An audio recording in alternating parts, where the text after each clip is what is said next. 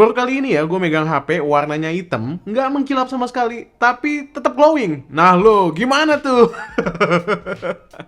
Kenalin, Oppo Reno 8Z 5G. Yang gue pegang ini varian warnanya Starlight Black. Coba deh perhatiin baik-baik bodi HP ini. Meski warnanya gelap, tapi kesan glowing tetap memancar dari bodi belakangnya berkat desain Oppo Glow.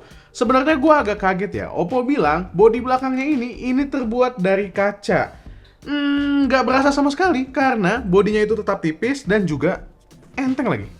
Meski kelihatan glowing, tapi pas dipegang tuh berasa finishingnya matte, nggak nempel sidik jari. Enak gitu kalau dipegang langsung tanpa case. Apalagi dari bump kameranya ini ada dual orbit light yang bakal nyala pas ada notifikasi. Tapi kalaupun dipakai in case, glowingnya masih tetap berasa. Apalagi case-nya itu udah ada di dalam paket pembelian, alias gratis. Kalian nggak perlu ribet-ribet nyari case-nya lagi. Enaknya juga, Oppo Reno 8Z 5G ini masih dilengkapi audio port di frame bagian bawah. Jadi buat yang pakai earphone kabel nggak perlu ribet beli TWS dulu. Glowing di bagian belakang, glowing juga di bagian depan. Soalnya Oppo Reno 8Z 5G ini punya panel OLED 6,4 inci dengan bezel yang lumayan tipis. Lega lah buat nonton. Desain kamera depan juga punch hole kecil kayak gini, jadi nggak terlalu makan space di layar. Apalagi warna yang dikasih sama layar ini tuh rentangnya luas, jadi warna yang kita lihat tuh lebih akurat. Oh ya, Oppo Reno 8Z 5G ini juga udah dilengkapi dengan in-display fingerprint unlock, jadi gampang buat buka kunci kayak gini. Gue juga suka animasinya pas kuncinya itu kebuka. Glowing di luar udah, apakah dalemannya glowing juga? Yuk, mari kita bahas. Gue udah sering banget mention ya, kalau Snapdragon 695 tuh favorit banget buat kelas mid-range 5G di tahun ini. Lo nggak bakal salah kalau ambil handphone dengan chipset ini di tahun 2022 atau bahkan sampai 2023 nanti. Dengan RAM 8GB yang bisa diekspansi ditambah 5GB dan juga storage 256GB, ini handphone gaming material banget. Antutu Score dapat 396 ribuan dengan suhu sekitaran 34 derajat Celcius aja selama pengetesan. Benchmark sintetisnya sih bilang gitu, tapi gimana sama gameplay di real life-nya? Hah? Yang paling gue suka kalau main game di perangkat yang udah punya ColorOS 12 kayak Oppo Reno 8Z 5G ini adalah ngeliat FPS tuh gampang banget. Cukup swipe aja dari pojokan kiri layar, terus nyalain sistem status. Langsung tuh muncul FPS-nya berapa, CPU dan GPU load-nya juga berapa persen. Main Genshin Impact di settingan default dapat set low. Ini bagus loh, nggak lowes. Jalan-jalan di tengah Mondstadt sampai budek juga masih bertahan di 29 sampai 30 FPS. Kalau lo turunin ke low, itu bahkan bisa stabil di angka 30 FPS. Kalau PUBG Mobile di settingan default HD High bisa nyaman banget dimainin, mentok di 30 FPS. Kalau mau di push sampai smooth ultra juga masih bisa kok, dan lancar berjalan di 39 sampai 40 FPS. Gyroskopnya lancar banget bos, instan banget ini mah. Mobile Legends. Gampang itu. Settingan default dapat HD mode on dan FPS serta grafik di high. Dengan set kayak gitu, FPS bisa mentok di 60 FPS. Mau dapat kualitas gambar lebih bagus, kalian bisa naikin grafisnya ke ultra. Auto goyang-goyang lah tuh air di tengah-tengah ya. Kalau kalian lagi push rank dan nggak mau diganggu, kalian juga bisa coba hidupin game focus mode supaya notifikasi-notifikasi membandel itu nggak masuk dan gangguin kegiatan kalian yang lagi di carry sama temen. Kalau kalian mau rekam permainan juga bisa, nggak perlu cari aplikasi-aplikasi lain lagi. Karena di ColorOS 12 itu juga udah tersedia screen recording dengan cara swipe dari kiri, abis itu pilih screen recording. So simple. Seger banget lah pokoknya ColorOS 12 ini kalau kita ngomongin fungsi-fungsinya buat gamer. Nah, ngomong-ngomong ColorOS 12 itu nggak cuma ada di Oppo Reno 8Z 5G, tapi juga ada di saudaranya yang lebih kuat lagi. Ini dia Oppo Reno 8 Pro 5G. Mantap. Keren deh. Dengan Dimensity 8100 Max, performa main game udah nggak ada kompromi lagi lah. Game-game yang gue sebutin di atas tadi itu bisa jalan dengan lebih lancar lagi di Oppo Reno 8 Pro 5G. Kalau nonton di Oppo Reno 8Z 5G ini udah berasa enak, tungguin sampai kalian nyobain nonton di Oppo Reno 8 Pro 5G karena layarnya ini lebih imersif lagi. Layarnya pakai Ultra Clear AMOLED 6,7 inci yang punya refresh rate 120Hz dengan HDR10+. Nonton Amazon Prime dan Netflix udah bukan HD lagi, tapi HDR. Ngomong-ngomong, ini kameranya juga cakep loh. Nanti kita intip lah dikit-dikit kualitas kameranya sembari ngintip kualitas kamera si Oppo Reno 8Z 5G.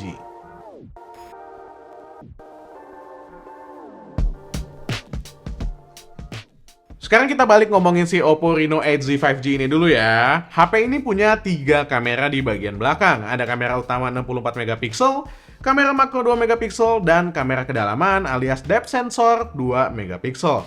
Hasil kameranya kayak begini. Udah cakep deh kalau mau dipajang di media sosial. Bentar ya, gue posting IG story dulu. Oppo menekankan banget portrait di HP ini dan kelihatan sih dia punya kelebihan di foto manusia. Apalagi ada fitur favorit banyak orang, bokeh flare portrait. Wah.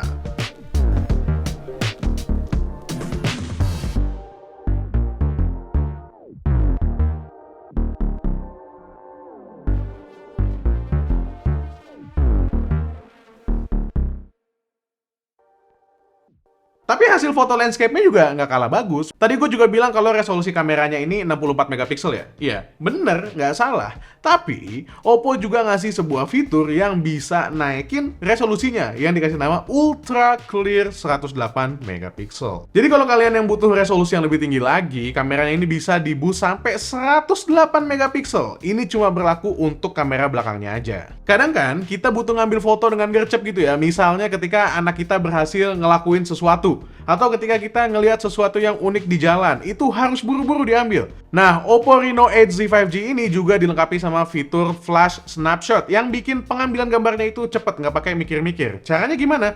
Tinggal angkat kameranya, buka kamera, dan set. Nggak pakai lama processing atau mikir dulu, Oppo Reno 8Z 5G ini langsung bisa ngambil gambar dengan fokus yang oke. Sayangnya fitur microscope yang seru banget yang udah kita cobain di beberapa Oppo Reno series ke belakang itu harus nggak hadir di Oppo Reno 8Z 5G. Sebagai gantinya, fitur foto makro hadir di handphone ini dengan jarak fokusnya itu 4 cm. Urusan video, Oppo Reno 8Z 5G bisa ngambil video dengan resolusi 720 atau 1080 pixel di 30 fps tanpa ada stabilisasi khusus. Ini hasil kamera belakang dari Oppo Reno 8Z 5G. Hasilnya seperti ini. Ini jalannya agak cepet untuk ngecek stabilisasinya. Should be decent ya. Harusnya cukup oke. Untuk kamera depannya pakai resolusi 16 megapiksel dengan fitur AI Portrait Retouching untuk retouch skin tone dan juga make up. Ini beautify lah kira-kira. Dan juga fitur selfie HDR biar selfie makin cetar.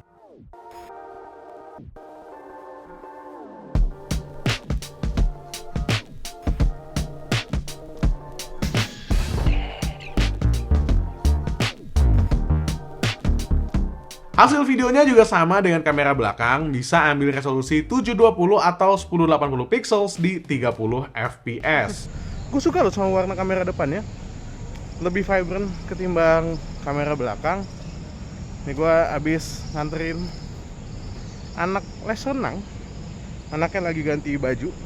Gue ke mobil duluan. Coba kalau kita lihat ke sana, oke. Ke langit, dynamic range-nya agak kesulitan, tapi pas diarahin ke fokusnya pindah. Langitnya lagi bagus karena menuju maghrib. Ini gue lagi nyobain Oppo Band 2. Di sini kelihatan layarnya cakep ya. Dia udah pakai layar AMOLED, jadinya warnanya cukup vibrant. Sekaligus gue ngetes dual view video ini sambil nungguin anak gue latihan renang. Bukan, ini bukan anak gue. Mana anak gue ya? Oh, itu dia di sana dia. Hei, tuh. Tadi gue bilang mau ngajak kalian ngintip hasil kamera dari Oppo Reno 8 Pro 5G ini ya. Nah, ini hasil kameranya nih. Oppo Reno 8 Pro 5G punya kamera depan 32 megapiksel, kamera utama 50 megapiksel, 2 megapiksel kamera makro, dan 8 megapiksel kamera wide angle. Hasil kameranya juga dibantu sama Mari Silicon X Imaging NPU. Jadi jangan heran kalau hasilnya superb.